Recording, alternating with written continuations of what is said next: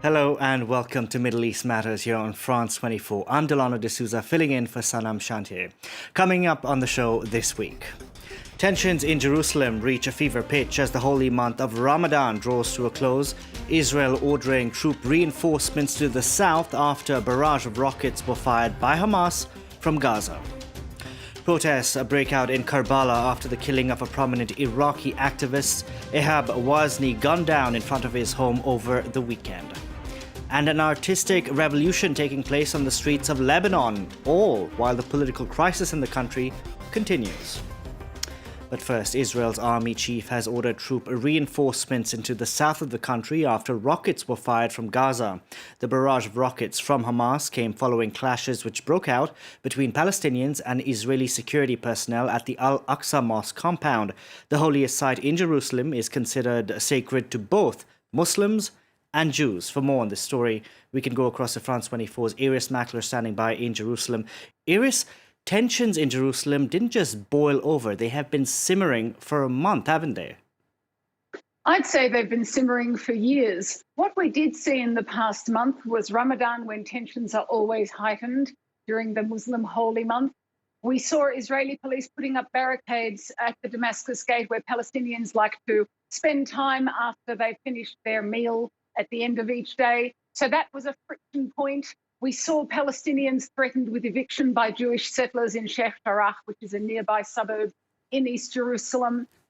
We saw right-wing Israeli Jews coming into those areas. We saw altercations between the two. We saw the Palestinian elections cancelled. But I don't think if there hadn't been this undertow of dissatisfaction and discontentment, I don't know that we would have seen what we have seen. This is something that exists under the system, under the day-to-day life in Jerusalem, and every 3 or 4 years, it just explodes. There's a conflict of some kind, lives are lost, and then it bubbles back down. So I think the fact that nothing is ever resolved here politically means that we do see these intermittent explosions. You know, you touched on this point before, Iris. During the best of times, Jerusalem is a city on edge, but particularly during Ramadan.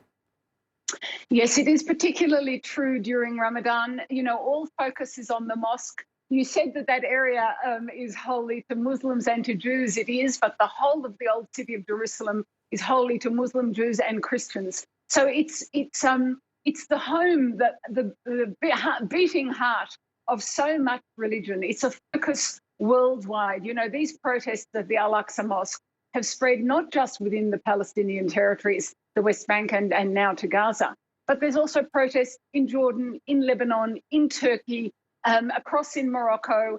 There's condemnation even amongst Israel's new allies in the Emirates, in the Gulf states.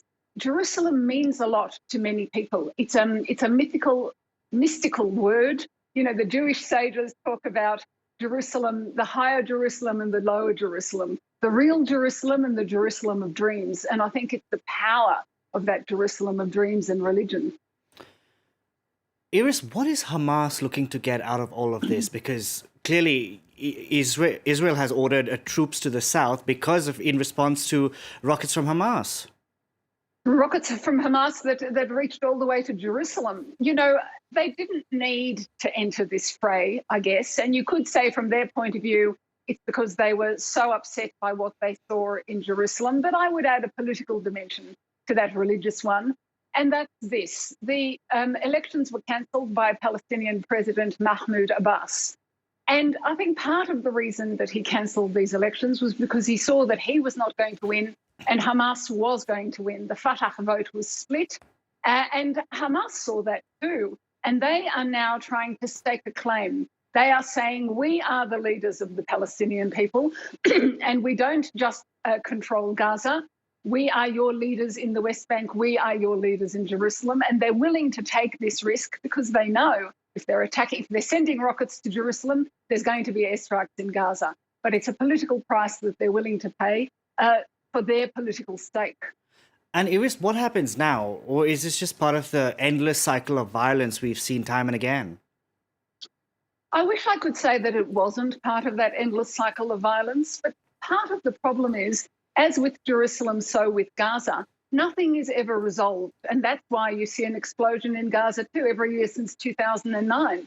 In fact, I've read and heard very interesting Israeli analysts saying that this was actually a choice of Benjamin Netanyahu to strengthen Hamas at the expense of the Palestinian Authority of Mahmoud Abbas. So Israel has, in a sense, chosen its preferred Palestinian partner, and its preferred partner is this flare up, quiet, flare up, quiet, flare up, quiet.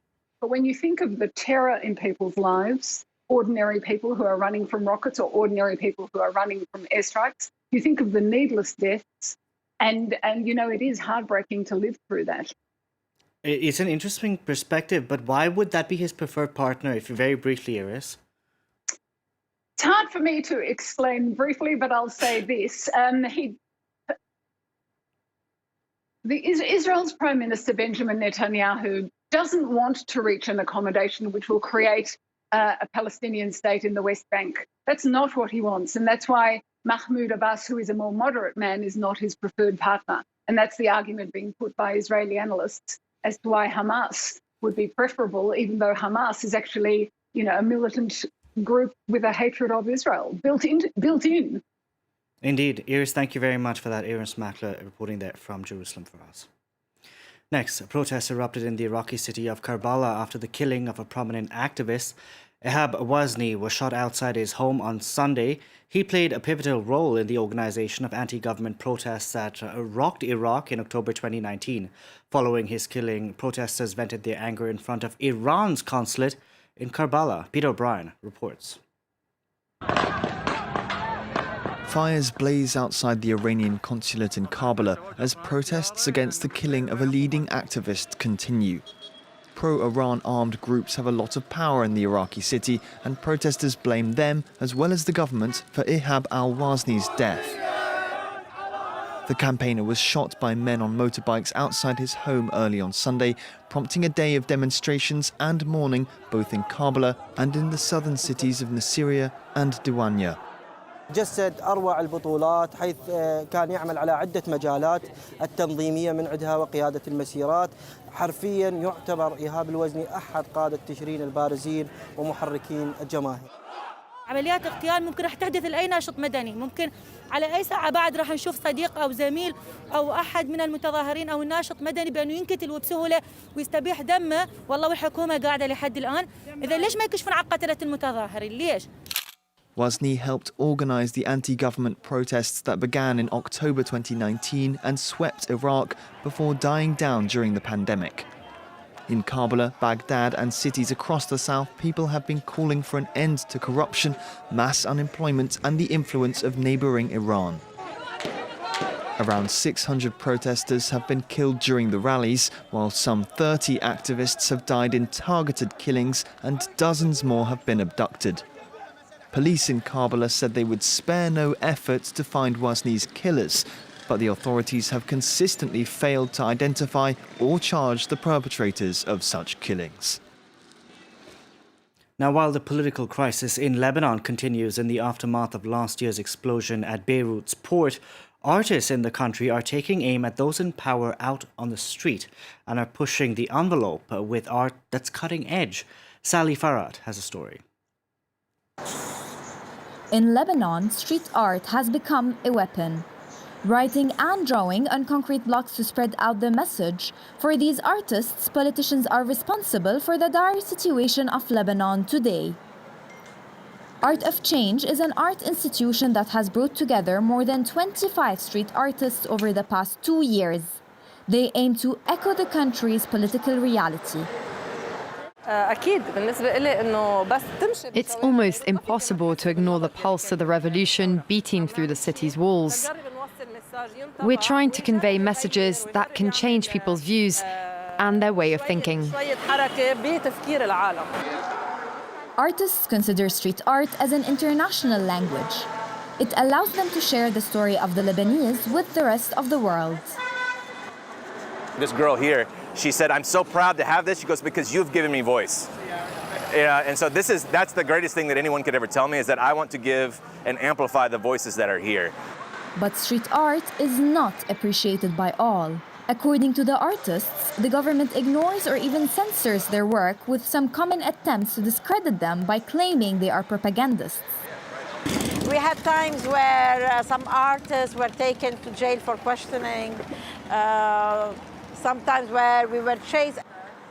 Despite the efforts to keep the conversation going, the efficiency of street art remains under question. Of course, the question is to what extent it is being taken seriously, and to what extent the legitimacy of these messages can be questioned as well, because effectively the protests have not always been a unified protest. Artists like Rola and Brady are still hopeful, though, that their art will keep Lebanon's story alive. They present their art as a constant reminder of the crises and hope it will allow the national battle for justice to continue.